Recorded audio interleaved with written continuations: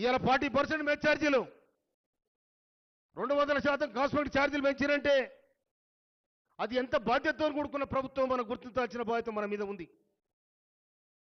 అందుకోసమనే ఈ గొప్ప కార్యం, పెద్ద ప్రోగ్రాం ఇది.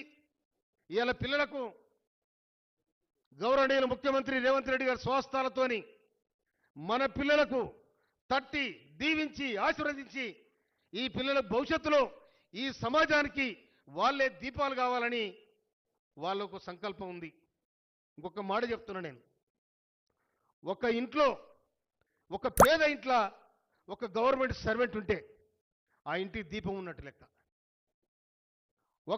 ఒక్క గవర్నమెంట్ సర్వెంట్ ఉంటే నెలకు 50,000 60,000 వస్తే స్టార్టింగ్లో ఆ ఇంట్లో ఒక దీపం వెలిగినట్టు.